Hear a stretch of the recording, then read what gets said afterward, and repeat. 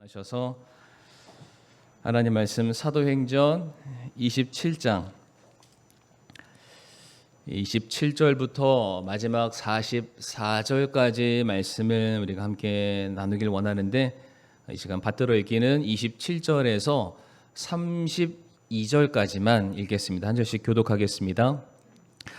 그러나 열 나흘째 되는 날 밤에 우리가 아드리아 바다에서 이리저리 밀려다닐 때에 자정쯤 되어 선원들은 자기들이 어떤 지방에 가까이 이른 줄 짐작하니라.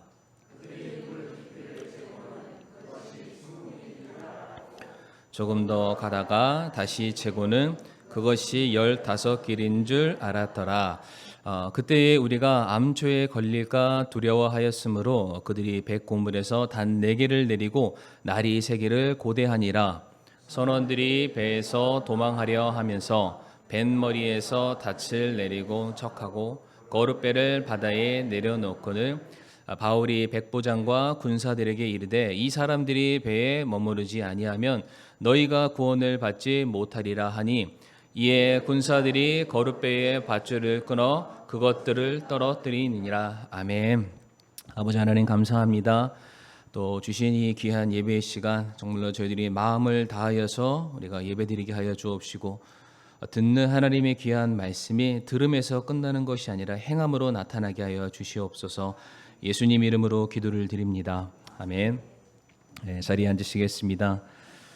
오늘은 사도행전 27장 27절부터 마지막 44절까지 말씀을 통해서 사람을 움직이는 힘, 진정성이라는 제목으로 말씀을 나누도록 하겠습니다.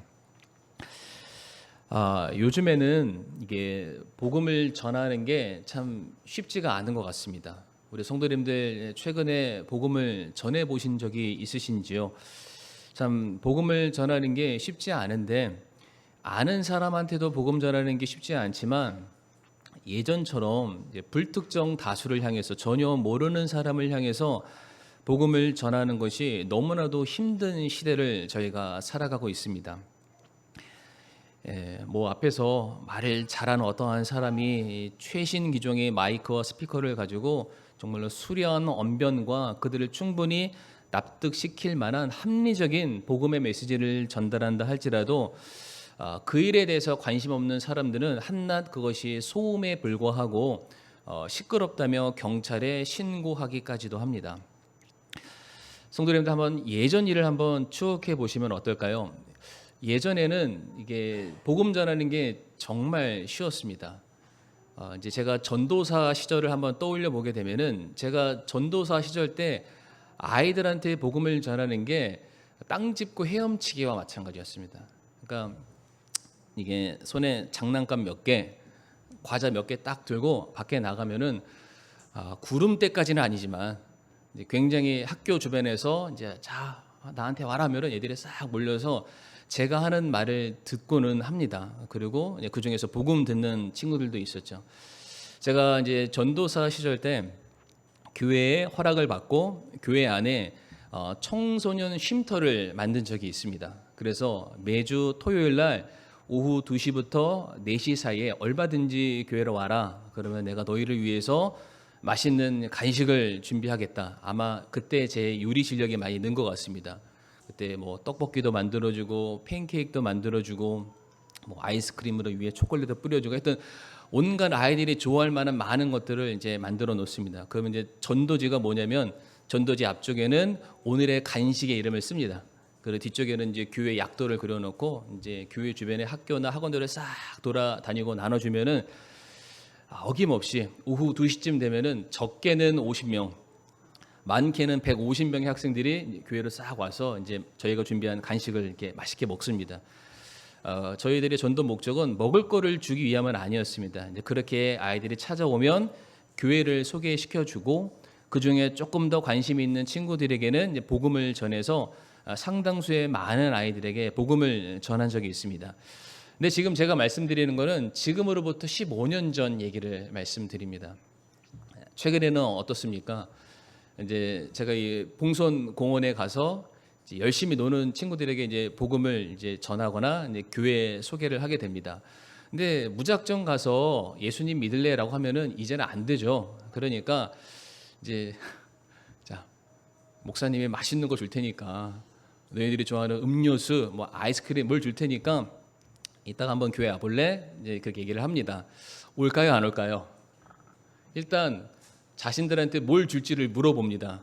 저 뭐 사주실 건데요? 뭐 주실 건데요? 라고 물어보고 딱 듣더니 마음에 안 들면은 됐어요. 저희 돈으로 마라탕과 탕후루 사 먹으러 갈래요? 하고 그냥 갑니다. 아니 제가 주려는 것보다 몇 배는 더 비싼 거를 자기들 돈으로 알아서 사 먹더라고요. 심지어 어떤 일도 있었냐면 이제 요즘 날씨가 더우니까 이제 아이들이 좋아할 만한 시원한 음료수를 이제 캔으로 된 걸 사주기도 하고 제가 이제 얼마 전에 이제 진주자매한테 물어봤습니다. 그래서 이제 맛있는 이제 우유와 얼음과 각종 시럽을 넣어서 갈아서 만드는 이제 쉐이크를 만들기 위해서 모든 재료를 다 사서 이제 딱 만들었습니다. 이제 이거 줄게. 근데 어떤 아이들이 안 먹겠다라는 거예요. 아니 이렇게 더운데 땀을 뻘뻘 흘리는데 그거 먹으면 정말 시원하고 좋잖아요. 안 먹겠다는 거예요. 왜 안 먹냐? 그랬더니 엄마가 하는 말이 밖에서 모르는 사람이 주는 거 먹지 마라. 제가 모르는 사람이 아니거든요. 제 아들 친구한테 음료수를 준 거예요. 근데 모르는 사람이 주는 거 먹지 마라. 근데 이게 굉장히 심한 말이 있습니다. 거기에 뭐가 들어갔을지 모른다. 그러니까 아무거나 넙죽넙죽 받아 먹지 말아라. 남 따라가지 말아라. 전화번호 알려주지 말아라. 이제 그런 시대를 저희들이 살고 있습니다. 그러니까 이제는 과자 준다고 교회 오는 시대가 아니에요. 제가 2015년도에 목사 안수를 받았습니다. 그때부터 제가 이제 그때 섬겼던 교회에서 군선교라는 거를 갔다 왔습니다. 1년에 적게는 한 9차례, 많게는 11차례 이상 매달마다 이제 군을 방문했는데 제가 만났던 장병들은 주로 이제 사회에서 군대로 막 이제 입대를 한 소위 말하는 신병교육대 훈련소를 찾아가서 이제 그 장병들에게 이제 복음을 전합니다. 이제 복음을 딱 전했을 때 그 처음 시작했을 때랑 시간이 지난 5년 정도 지났을 때 변화가 있는데 처음에 제가 가서 장병들 앞에 복음을 전하면 초코파이 한 상자면은 모든 게 끝났습니다. 저한테 무소불위의 권력이 생깁니다.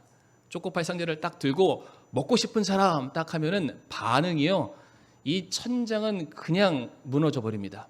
그래서 먹고 싶은 사람 손 들어봐, 소리 질러봐, 전방의 함성 5초 제가 말하는 대로 다 합니다. 그래서 자 먹고 싶지 그러면은 내가 말씀 전할 때 끝까지 잠 안 자고 깨어 있고 다 하면은 내가 눈여겨 보고 있다가 한 사람 한 사람 내가 한 상자씩 돌릴게 네 해가지고 이제 끝날 때까지 제가 뭐 말만 하면은 그대로 네네네 해가지고 끝날 때 딱 나눠주면은 제가 거의 사단장급입니다. 막 줄 때 제 앞에서 막 경례하고 딱 받아가는 그럴 때가 있었는데 그로부터 한 5년 정도 시간이 지나니까 세상의 변화도 군대도 변했습니다. 어떻게 변하냐면 장병들에게 PX를 갈 수 있는 기회를 줍니다. 그러니까 예전에 군대를 다녀보신 분들은 아시겠지만 훈련소 때는 PX를 못 갑니다. 그냥 딱 훈련만 받는 거예요. 그래가지고 그때 진짜 너무 단 거 먹고 싶은 그런 욕구가 이만큼까지 올라올 그런 때였는데 근데 요즘 되니까 PX를 가라고 하는 거예요. 근데 언제 가냐면은 주말에 가라고 합니다.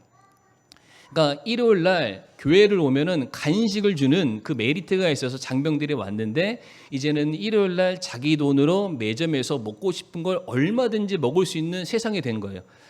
교회로 올까요, 안 올까요? 확 줄어들죠. 근데 제가 또 하나 이제 군선교를 하면서 어떤 거를 제가 이제 좀 앞에 내세웠냐면 전화를 쓸 수 있게 해줬습니다. 이제 요즘 군대는 아니지만 옛날 군대에서는 전화를 못 합니다. 훈련소 시절 때는. 그러니까 아마 100일 휴가를 나갈 때나 저 휴가 나가요라고 전화 한 통 하는 게 전부일 때가 그때가 있었는데 제가 이제 옆에 계시는 간부한테 신신당부 부탁을 해서 예배 잘 드리는 장병들 얼마나 부모님 보고 싶겠어요? 얼마나 사랑하는 여자친구 목소리 듣고 싶겠어요? 제가 전화할 수 있는 기회에 저한테 한 몇 통화만 달라고 이제 허락을 받습니다. 제가 그때 이제 이런 핸드폰 아니지만은 딱 들고 여러분들 말 잘 들으면은 전화할 수 있습니다. 난리 납니다. 그냥 저한테 정말로 잘 보이기 위해서 맨 뒷자리에 앉았던 장벽이 맨 앞자리에 앉아가지고 딱 차렷하고 제가 하는 모든 말에 아멘을 합니다. 죽으라면은 죽는 신용까지도 합니다. 정말로 그때 그랬습니다. 근데 5년이라는 시간이 지나고 나니까 아마 그런 뉴스 많이 접해 보셨을 거예요. 예, 이제 군대에서도 전화합니다. 그러니까 언제 또 전화를 할 수 있냐면 주말에 전화합니다. 그러니까 주말에 못다한 게임을 하고 못다한 검색을 하고 그걸로 전화를 하니까 교회로 오는 장병들의 숫자가 확 줄어버리게 됩니다. 그리고 이제 오긴 옵니다. 옛날에는 한 150명, 200명, 300명 어떤 장병들이 한 50명, 70명 옵니다. 근데 이제 왜 오냐면 예배당이 시원하거든요. 그러니까 따뜻할 땐, 그러니까 더울 땐 춥고 추울 땐 따뜻한 곳이 교회입니다. 그러니까 여기 와서 잘라고 오는 거예요. 그러니까 제가 어디에 전문가냐면 자고 있는 사람한테 설교하는 게 제 전문입니다. 우리 성도님들 몇 분 주무시는 걸로 제가 아랑곳하지 않습니다. 7, 80명 자는 거 앞에서도 제가 설교를 하는 사람이니까요. 그러니까 이만큼 참 저희가 전도하는 게 참 힘든 시대를 계속해서 살아가고 있습니다. 성도님들 노방전도 한번 해보셨습니까? 노방전도. 이제 노방전도라는 말 자체도 이제 많이 어색하실 거예요. 길거리 지나다니는 사람한테 전도지 나눠주는 거. 이게 코로나 전과 코로나 이후로 굉장히 많이 변했습니다. 우리가 아니다라고 생각할지 모르겠지만 예전에는 주면 그냥 받았습니다. 그리고 주고 한마디 서로 간에 덕담을 주고받는 그런 모습들도 있었는데 코로나 때부터 전도지를 나눠주려 하면은 마치 여기에 뭐가 바이러스가 묻어 있는 것처럼 사람들이 막 극구 반대하죠. 그때 뭐 당시에도 뭐 신천지니 뭐니 사람들의 잘못된 인식들이 더해졌기 때문에 더더욱 우리가 주는 것을 막 사람들이 막 거부하는 그런 모습들. 전도지만 주면 너무 심심하니까 때로는 음료수도 주기도 하고 때로는 사탕도 주기도 합니다. 그런데 사람들이 전도지는 안 받고 음료수나 사탕만 받는 경우도 있고 아니면 그거 두 개 다를 받아서 가까운 쓰레기통에다 버리는, 그러니까 저희들 앞이라고 전혀 주저하지 않고 그냥 받으면 그냥 버리는 그런 일들이 많습니다. 그러니까 제가 지금 뭘 말씀을 드리냐면 전도는 해야 되는데 복음은 선포를 해야 되겠는데 내가 믿는 바에 대해서 내가 사람들에게 알려야 하겠는데 더 이상 나와 관계없는 사람들에게 복음을 전하는 거, 내 믿는 바를 피력하는 것들이 이제는 정말로 쉬운 시대가 아닌 그런 세상입니다. 성도님들도 아마 복음 전도와 상관없이 모르는 전화번호로 전화 오면은 받으시나요? 안 받으시나요? 안 받습니다. 그리고 이제는 안 받는 게 맞는 시대가 됐습니다. 이거를 거꾸로 생각해 보면은 누가 내 말을 들어주나요? 누가 내 말을 들어줄까요? 적어도 나와 어떠한 관계성을 맺은 사람이 내 말을 들어줍니다. 적어도 그 사람이 나에 대해서 신뢰가 쌓이고 나에 대해서 또한 믿음이 쌓이고 어떠한 이해관계가 성립이 됐을 그때에 이 사람은 정말로 신뢰할 만한 사람이구나, 이 사람은 앞뒤가 똑같은 사람이구나, 적어도 이 사람은 나에게 해코지할 사람이 아니구나 라는 어떠한 믿음이 서로가 성립됐을 때 그때서야 사람이 우리의 모든 하는 말들을 들어주기 시작하고 내가 무엇인가 요청했을 때 그 요청에 기쁘게 화답하는 모습을 볼 수가 있습니다. 이제는 그냥 할 수 있는 시대가 아니라는 것이죠. 그런데 이것이 지금 오늘날 시대에만 적용되는 그러한 원리인가? 그렇지 않습니다. 주님께서도 우리들에게 뭐라고 말씀하셨냐면 너희 말로만 해서는 안 된다. 먼저 행함으로 너희들의 믿는 바가 무엇인지를 사람들에게 보여줘야 된다. 이미 이 말씀을 2000년 전에 하셨습니다. 마태복음 5장 16절 말씀 같이 한번 읽어보실까요? 마태복음 5장 16절 말씀 시작. 너희 빛을 사람들 앞에 비추어 그들이 너희의 선한 행위를 보고 하늘에 계신 너희 아버지께 영광을 돌리게 하라. 아멘. 우리가 어떻게 하나님의 영광을 선포할 수 있습니까? 어떻게 믿지 않는 사람들에게 내가 전하는 메시지를 그들의 귀에 들리게 하고 그들의 손을 붙잡고 교회로 인도하든 주님 앞으로 인도하든 우리가 그렇게 할 수 있습니까? 더 이상 우리들의 말과 혀로는 되지 않는다. 이게 오늘날의 얘기가 아니라 이미 2000년 전에 주님께서 말씀하시는 거예요. 먼저 너희가 주님 안에 빛의 존재라면, 빛의 자녀라면 너희 빛을 먼저 사람들한테 비추어서 너희들의 선한 행위가 무엇인지를 먼저 입증하라라고 말씀하십니다. 그렇게 해야 주님의 영광이 그들에게 나타나게 될 것이다 라고 말씀하십니다. 사랑하는 성도님들, 저희가 초대교회 예루살렘 교회 얘기 많이 하는데, 예루살렘 교회가 엄청나게 부흥하고 성장했던 것은 베드로와 같은 스타 사도가 있었기 때문은 절대로 아닙니다. 우리가 너무나도 잘 아는 말씀이죠. 사도행전 2장 44절과 47절 말씀 한번 띄워주시길 바랍니다. 너무 잘 알기 때문에 읽지도 않겠습니다. 믿는 모든 사람들이 함께 지내며 모든 것을 공동으로 소유하고, 내 것을 주장하지 않았다라고 말합니다. 내 것을 욕심내지 않았다라는 거죠. 그러니까 모든 성도들이 교회 안에서 서로의 필요에 대해서 관심을 가졌고 그 필요에 대해서 채워줄 줄 아는 사람들이었다라고 말합니다. 기꺼이 자신을 희생하고 기꺼이 자신을 헌신할 줄 아는 사람들이 어디에 있었냐면은 교회 안에 있었다라고 말합니다. 교회 안에 있는 성도들은 그냥 교회 다니는 사람이 아니라 그들은 그리스도인입니다. 주님께 속한 사람들이고, 주님께 속한 사람들은 예수님으로 말미암아 하나님의 자녀가 되었죠. 하나님의 자녀는 천국 백성이나 마찬가지잖아요. 그러니까 그들이 나는 이 땅을 사는 사람이 아니라 저 천국을 사는 사람이야. 그러기에 더 이상 이 땅의 것들에 내가 연연하는 삶이 아니라 저 천국, 내 본향을 위해서 사는 사람이야. 그 마음으로 이 땅에 내가 누리고 있는 모든 것들을 기꺼이 나누어 줄 아는 모습이 교회를 갔더니 있는 거예요. 욕심을 내지 않는 거예요. 서로의 필요를 위해서 기꺼이 자신을 헌신할 줄 아는 이 사람들이 교회 안에 넘쳐 흐르니까 세상 사람들이 교회를 바라보면서 어떠한 시선을 갖게 되냐면, 교회를 봤더니 호감을 가졌다라고 말합니다. 본 거예요. 그들의 믿음이 보였다라는 것입니다. 세상과는 다르다라는 것이죠. 아까 봤었던 마태복음 5장 16절의 말씀처럼 너희들의 선한 행위를 그들에게 보였더니 하나님의 능력이, 하나님의 임재가 그들 가운데 함께해서 세상 모든 사람들이 야, 저기에는 주님이 계시는구나, 야, 저기 교회는 진짜구나, 한번 가볼까? 라는 사람들의 마음밭이 변하게 되었다라고 말씀하고 계십니다. 예루살렘 교회의 성도들이 오늘날처럼 전도지 10만 장을 인쇄해서 다 자기가 100장씩 갖고 지나다니는 사람들한테 예수 천국 불신족 이렇게 해서 교회로 전도한 게 절대로 아니라는 것입니다. 그들의 삶에 그들이 그리스도인 됨을, 그리고 그 말씀이 실체화되었음을 보이기 시작했을 때에 사람들이 그 모습을 바라보면서 진정성을 느낀 겁니다. 야, 저희가 진짜구나. 받아들이는 것은 나중 문제고, 그래도 저기를 한번 가보자, 드러나 보자 라는 그러한 관심을 사람들이 갖게 되었음을 말해주고 있습니다. 사도 바울도 그의 사역 가운데 사도 바울이라고 해서 무조건 갈 때마다 날마다 복음이 성공했던 것은 아니라는 거 아마 잘 아실 거예요. 사도 바울도 계속해서 사람들에게 무엇인가를 들려주는 일을 합니다. 자기 사역이 결코 헛된 것이 아님을, 그 역시 진정성을 사람들한테 인정받게 되었을 때에 바로 거기에서 놀라운 구령 역사가 일어났습니다. 사도행전 16장 25절 말씀 보게 되면 같이 한번 읽어보겠습니다. 시작. 한밤중에 바울과 실라가 기도하고 노래로 하나님을 찬양하며 죄수들이 그들의 말을 듣는데. 아멘. 감옥 안에서 바울과 실라가 죄수의 명목으로 붙잡혀 들어갔습니다. 그런데 또 다른 죄수들이 그들의 말을 들었대요.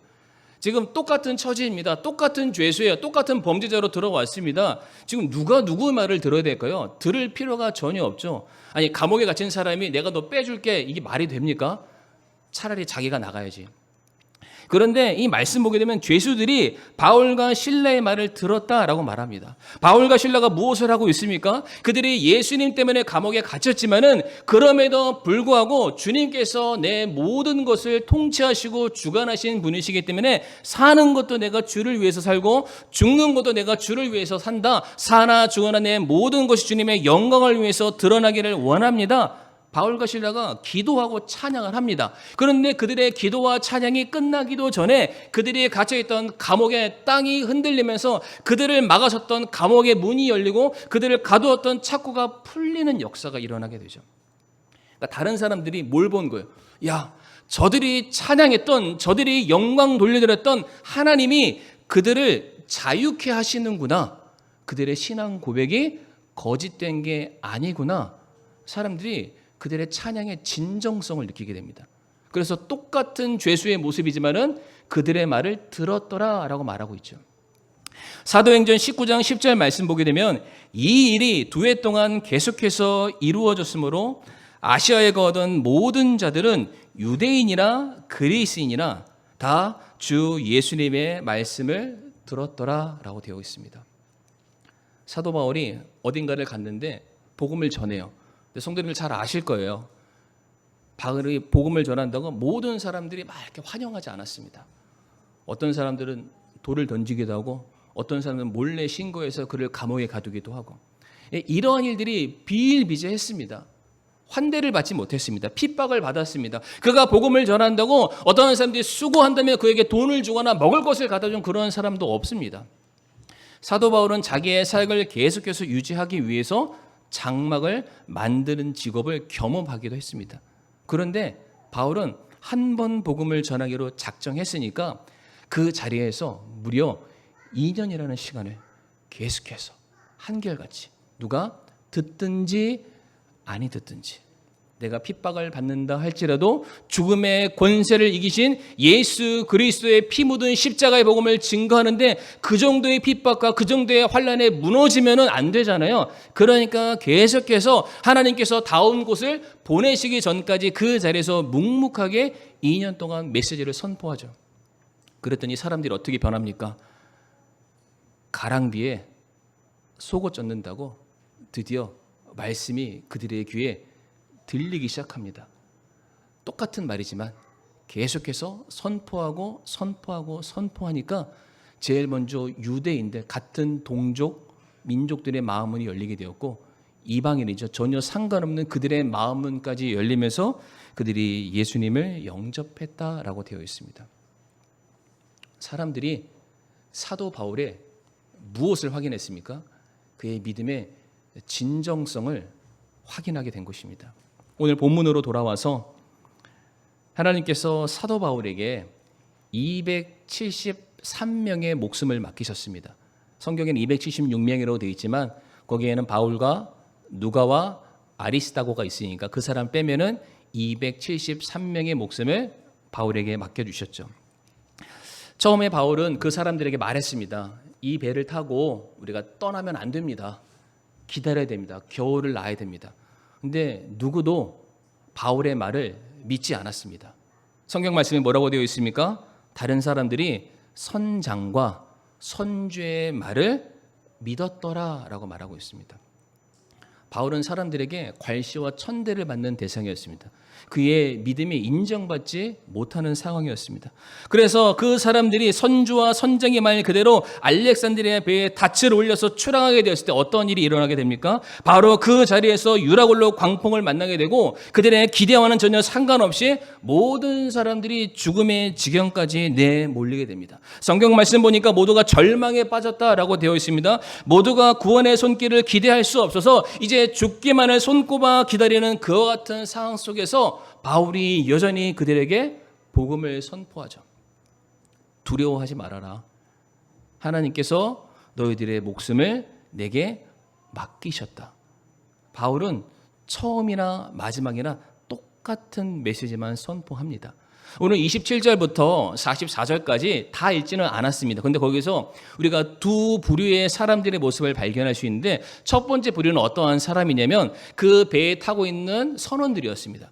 그들은 이미 경험상으로 체감적으로 알고 있습니다. 태풍이 불어서 배가 빙글빙글 돌고 있지만 그 배가 그래도 지금 어떠한 섬을 향해서 어떠한 땅을 향해서 가까이 나아가고 있구나. 그러니까 이 배가 뒤집혀서 파손되기 전에 빨리 우리라도 도망치자. 옆에 있는 거룻배라고 되어 있죠. 구명선입니다.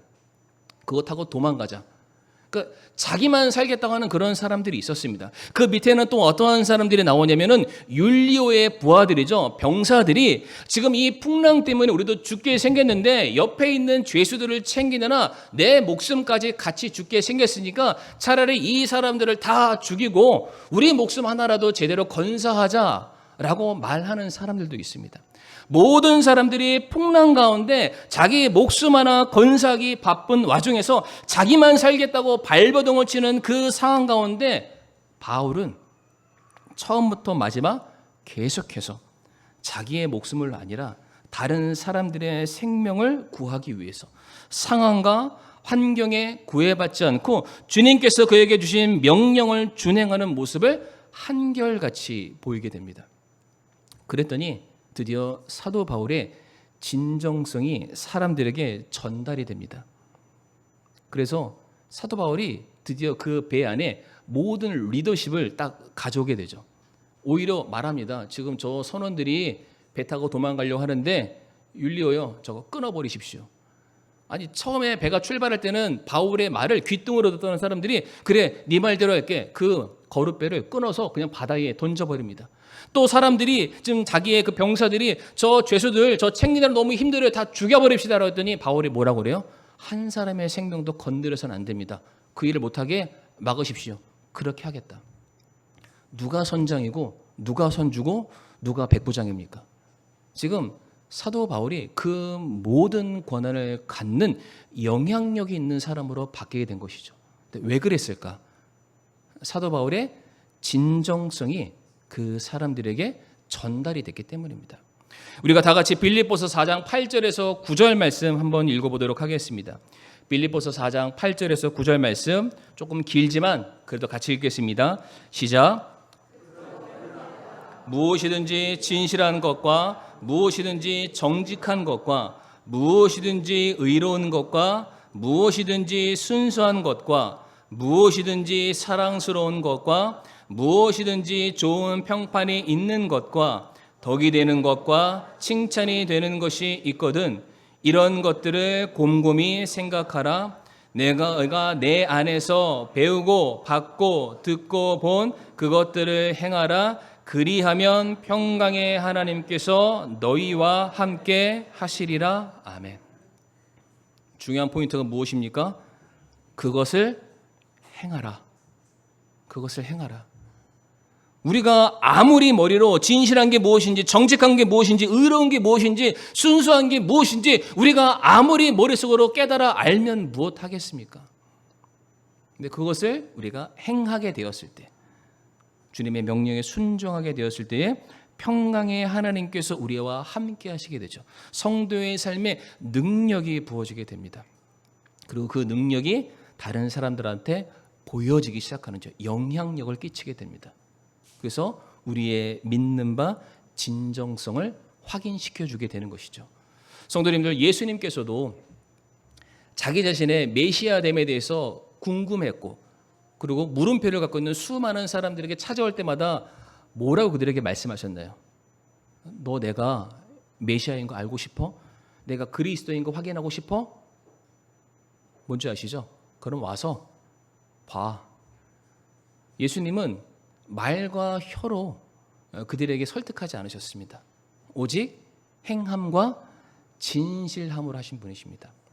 사랑하는 성도님들, 만약 복음이라는 것이 글로만 전달될 필요가 있었다면 예수님께서 십자가에 못 박혀 돌아가실 이유가 전혀 없습니다. 그러나 주님께서 자신의 사랑이 거짓되지 않음을 증명하시기 위해서 친히 십자가 위에 오르사 우리를 대신해서 물과 피를 쏟으시면서 우리에게 그 생명을 전해 주셨습니다. 내가 너희 진짜 이만큼 사랑해, 그 사랑의 고백을 그의 몸소 실천함으로 보여주시게 됩니다. 그래서 수많은 사람들이 십자가를 보고 저 십자가에 묻어있는 주님의 그 보혈의 피의 흔적을 바라보면서 그쪽으로 돌아가지 않습니까? 사랑하는 성도님들, 우리가 복음을 전하기에 앞서서 복음은 이렇게 전하는 거예요. 로마서에 이런 로마서의 길이 있어, 마가복음의 길이 있어, 요한복음의 길이 있어, 이러한 성경 구절 몇 절을 외우는 것이 우리에게 전부가 아니라 우리가 먼저 복음에 합당한 삶을 살아야만 합니다. 그러니까 우리가 먼저 믿는 자로서 진정성을 드러내야만 그 사람들이 우리들의 삶을 통해서 야, 저것이 진실된 거구나, 저것이 순수한 것이구나, 저것이 정말로 사랑받는 말한 것이구나 알고 우리를 통해서 주님께로 돌아올 수 있게 되는 것입니다. 이제 말씀을 마무리할 텐데 성도님들 혹시 뭐 최근은 아니었다 할지라도 다들 이제 전도는 한 번씩 해보셨잖아요. 그렇죠? 그럼 우리가 누구한테 전도했나요? 나는 정말로 길거리 지나가는 사람 손목 붙잡고 교회로 데려왔다. 아마 이런 분은 거의 없으십니다. 우리가 그동안 전도했던 99.5%, 물론 이런 통계는 없습니다. 99% 이상은 우리가 누구를 전도했습니까? 다 아는 사람입니다. 다 아는 사람. 무슨 뜻일까요? 적어도 그 사람들이 내가 요청한 거 거부하지는 못했다라는 거예요. 뿌리치지는 못했다라는 거예요. 그것이 단 한 번뿐이었다 할지라도 그들이 내 말을 들어줄 정도로 제가 그들에게 무엇인가 선한 영향을 끼쳤거나 내가 믿는 바에 대해서 진정성을 그들이 확인했기 때문에 그들이 적어도 우리들의 요청에 거부하지 못하고 따라왔다라는 것이죠. 그러니까 그만큼 우리가 정말로 주님의 사랑함이 우리들의 삶 속에서 드러나게 된다면 그들이 우리들의 모습을 바라보면서 살아계신 주님을 만나게 될 것이고 천국을 바라보게 될 것이고 그들이 교회로 그들의 발걸음을 인도함 받게 될 것입니다. 우리 이 말씀 함께 읽어보길 원하는데 창세기 26장 28절 말씀. 그들이 이르되 주께서 너와 함께 계심을 우리가 분명히 보았으므로 우리가 말하기를 이제 우리 사이 곧 우리와 너 사이에 맹세하고 우리가 너와 언약을 맺으리라. 어떤 장면인지 혹시 아십니까? 이삭이 우물을 파요. 물이 철철철 막 흘러 넘칩니다. 그 유대 광야 물 찾기 어려운 곳에 지하수를 파면은 싹 하고 올라와요. 근데 그것을 바라봤던 블레셋 사람들이 시기와 질투를 하면서 그거 내 거야, 내놔, 뺐습니다. 그러면 이삭이 그거 갖고 더 이상 싸우지 않고 그 다음 우물로 찾아가서 또 파죠. 물이 나요. 계속 그런 일들이 반복이 됩니다. 그러니까 얼마나 그 마음속에 억울함이 있을까? 얼마나 그 마음속에 답답함이 있었을까? 그런데 이삭은 빼앗겼던 우물에 집착하는 그런 삶이 아니라 새 우물을 찾습니다. 왜? 그 우물과는 상관없이 주님과 나와 함께 하실 것이고 주님께서 내 삶을 인도해 주실 것이라는 분명한 확신과 신뢰가 있었기 때문에 세상 사람들처럼 싸우고 지지고 볶고 하는 그런 모습이 아니라 믿는 사람이 이렇게 사는 거야 라는 것을 당당하게 세상에 보여주게 됩니다. 그랬더니 그 모습을 보면서 블레셋 사람들이 이렇게 말하는 거예요. 주께서 너와 함께 계심을 우리가 분명히 보았다. 옆에 하나님이 서 계신 건 아니었습니다. 그런데 이삭의 행동을 봤더니 그의 언행을 봤더니 그의 삶의 모습을 봤더니 그래. 블레셋 사람들 하나님을 부정하는 사람들인데 저 사람이 하나님 믿는 사람이구나. 아니 하나님이 옆에 서 계신 것 같아. 제가 오늘 1부 때도 이 말씀을 전했겠죠. 그랬더니 저희 아내가 말씀을 딱 들으면서 이 말을 했습니다. 그러면은 뭐라도 좀 해야 되겠다. 그러니까 우리가 믿는 나라는 걸 뭐라도 좀 해야 되겠다라고 말하면서 최근에 좀 반품을 몇 개 했습니다. 상품을. 그래서 아저씨들이 이거 갖다 놓으면서 다시 또 가져가고 얼마나 속상하실까. 우리가 저분들한테 문짝 앞에 교회 명패도 붙어 있는데 좀 잘 보여야 되겠어요, 여보. 제가 그분들한테 음료수를 좀 드리면서 교회를 알려주고 우리 앞집 아주머니한테도 사과나 과일이나 뭐라도 조금씩 갖다 드리면서 조금 더 해야 되겠어요. 물론 그동안 안 했던 것은 아닙니다. 근데 그런 작은 거 하나하나, 그러니까 내가 믿는 그리스도인이라는 그 사실 자체가 누군가에게 숨기고 누군가의 거짓말하는 것이 아니라 우리가 당당하게 드러낼 수 있었으면 좋겠어요. 근데 그러려면은 말로 혀로만 끝나는 것이 아니라 행함과 진실함으로 그것이 나타내줘야만 합니다. 우리가 정말로 그렇게 산다면, 그렇게 살려고 애를 쓴다면 분명한 건 우리 성도님들이 계시는 그곳에 하나님이 함께 하실 것이고 하나님의 성도님에게 능력 주셔서 그 영혼들을 바른 길로, 진리의 길로, 의의 길로 인도할 수 있으리라고 확신합니다. 그래서 우리 모든 성도님들 진정성을 가지시고 우리가 그리스도인 하나님의 자녀라는 것을 온 땅에 널리 알리실 수 있는 그런 복된 성도님들이 되시기를 간절히 바라겠습니다. 이 시간 다 같이 머리 숙여서 기도하기를 원합니다.